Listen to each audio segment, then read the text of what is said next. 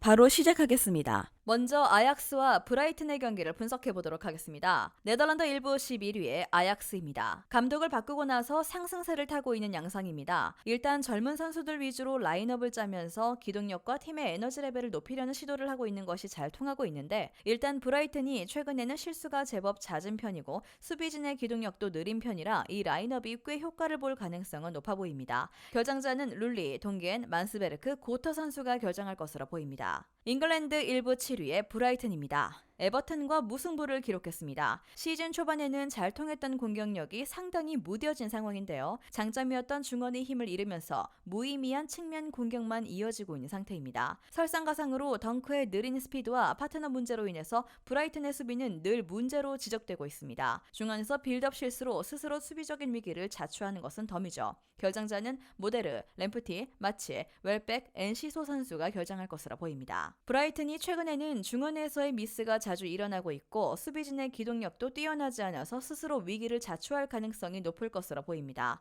아약스는 일단 감독을 바꾸고 2연승으로 점점 공격적인 페이스를 올리고 있고 젊은 라인업으로 기동력과 에너지 레벨을 높이는 모습입니다. 아약스의 승리를 기대하는 매치입니다. 다음은 툴루즈와 리버풀의 경기를 분석해 보도록 하겠습니다. 프랑스 1부 14위의 툴루즈입니다. 르아브로에게도 2대1로 패배를 기록했습니다. 리그에서도 오버페이스의 악영향이 심각한 모습인데 지난 두 번의 경기에서도 모두 후반에 실점이 나온 것이 패인이 되었고, 리버풀과의 경기에서도 초반 러시는 좋았지만 후반 중반부터는 힘이 빠지면서 리버풀에게 결국에는 대량 실점을 면치 못하는 모습입니다. 수비가 중요한 전술에서 수비가 후반까지 버텨주지 못하는 양상은 큽니다. 결정자는 겔라우, 잔덴, 아부클랄 선수가 결정할 것으로 보이고요. 잉글랜드 1부 4위의 리버풀입니다. 의외로 원정에서는 실점 통제에 실패하면서 기복이 심한 모습입니다. 그래도 UEL에서는 로테이션을 돌리면서 체력 분배를 잘해주고 있는 편이고 중원 장악력을 꾸준히 보여주고 있어서 큰 문제로 이어지는 상황은 아닙니다. 오히려 누네스의 결정력이 상당히 아쉬운 상태인데 UEL에서도 기대 득점에 비해서 손해를 보고 있는 상태라 리버풀이 원정에서는 1차전 5대1 수준의 스코어는 만들지 못할 수도 있습니다. 결정자는 티아고, 로버트슨, 바세티치 선수가 결정할 것으로 보입니다. 툴루즈의 수비가 현재는 체력적으로 부담을 느끼는 상황이라 리버풀이 후반에 승부를 걸어보는 것도 가능할 것입니다. 물론 공격진의 결정력이 지난 루턴타운전에서 아주 좋지 못했던 터라 1차전 대승처럼 압도적인 스코어는 나오지 않을 수도 있습니다. 그래도 리버풀을 한 번 더 믿어보는 것도 나쁘진 않을 듯합니다. 다음은 마카비 하이파와 비아레알의 경기를 분석해 보도록 하겠습니다. 이스라엘 1부 7위의 마카비 하이파입니다. 생각보다 전방에 힘을 꽉 주고 공세적으로 나서는 유형을 보여주고 있습니다. 파나시나이코스의 완강한 저항에 막히긴 했지만 압박에 취약한 구조를 가지고 있는 비아레알을 상대로는 효과가 좋을지도 모르겠습니다. 그나마 변수라고 한다면 이스라엘 현지 상황 때문에 이 경기가 키프로스에서 비공개로 열리면서 홈 어드밴티지가 없다는 점이죠. 결장지 없고요. 스페인 1부 13위의 비아레알입니다. 빌바오에게도 패하면서 좀처럼 성적을 끌어올리지 못하고 있는 상황입니다. 일단 동적으로 움직이는 팀에게는 상당히 고전하는 편인데 파레호가 압박을 당하는 상황에서는 공격과 수비가 모두 답이 없어지는 상황에 직면하는 편이죠. 마카비 하이파의 전방 압박을 풀어나오면 공격적으로 찬스가 있을 수 있겠는데 올 시즌을 앞두고 기동력이 뛰어난 선수들을 전부 매각해버렸다는 점이 문제입니다. 결장자는 코클랭, 피노, 수아레즈, 페드라사 선수가 결정할 것으로 보입니다. 비아레알의 승리를 낙관하기엔 어렵겠습니다. 일단 압박에 취약한 모습을 보이면서 공수 밸런스가 불안해지는 경우가 많이 보이고 있는 상황입니다. 마카비 하이파가 3톱을 최대한 높게 전진시키면서 적극적으로 나오는 편이라는 것을 생각해야 할 것입니다. 비아레알도 마카비 하이파의 공세적인 압박을 돌파하면 찬스를 얻을 수 있는데 이 틈을 파고들 기동력 있는 자원들이 부족합니다. 마카비 하이파의 핸디캡 승리를 예상합니다.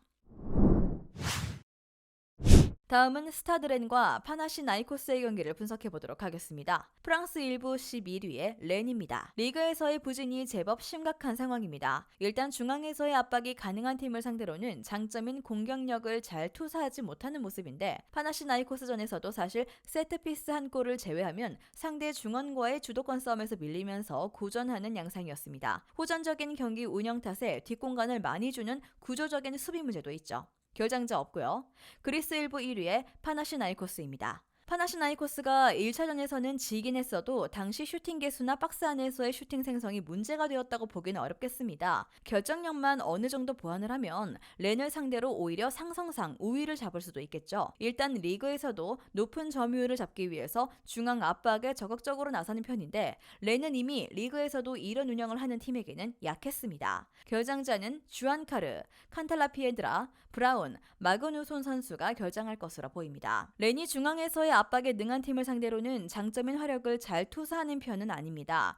1차전에서도 오히려 파나시나이코스가 중원 점유나 압박에서 우위였고 당시 문제가 되었던 결정력만 보완하면 렌을 공략할 방법은 찾을 수 있습니다. 파나시나이코스가 할 만한 상황을 만들 수도 있겠습니다. 마지막으로 SK 프라하와 AS 로마의 경기를 분석해 보도록 하겠습니다. 체코 1부 2위의 슬라비아 프라하입니다.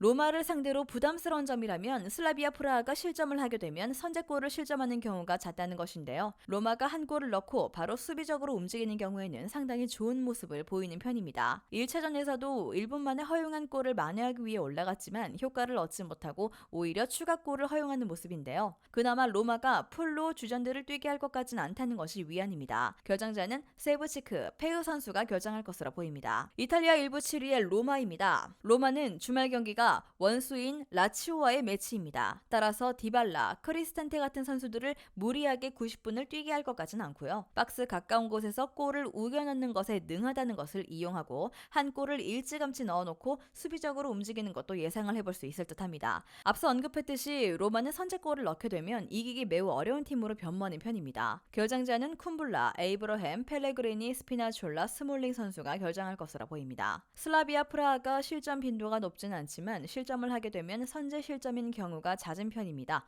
로마가 한 골을 넣고 잠그기에 나서면 돌파를 하기 어려운 특성을 가지고 있는 편인데 물론 로마도 라치오와의 주말 경기를 신경 써야 할 필요는 있을 것입니다. 로마가 저득점 양상에서 유리한 고지를 점할 듯합니다. 영상에서 알려드리는 내용들은 모두 1차 분석 내용들이며 2차 분석과 최종 조합픽은 영상 하단 고정 댓글 링크로 문의 주시면 안내 도와드리도록 하겠습니다. 시청해주셔서 감사합니다. 아직도 혼자 분석하고 계신가요? 이슬TV 스포츠 정보방에서는 실시간 스포츠 커넥션을 통한 소통하는 관리 시스템으로 확실한 수익을 전해드리고 있습니다.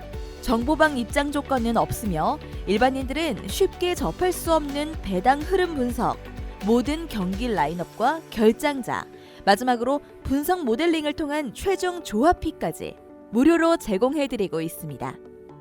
물론 마음에 안 들면 둘러보시고 나가셔도 됩니다. 혼자 하면 단기간으로 수익을 볼 수도 있겠지만 함께하면 장기간으로 꾸준한 수익이 가능합니다. 정보방 무료 참여하시고 꾸준한 수익을 원하시는 분들은 영상 고정 댓글 링크로 문의 주시면 안내 도와드리겠습니다. 늦지 않았습니다. 함께 합시다.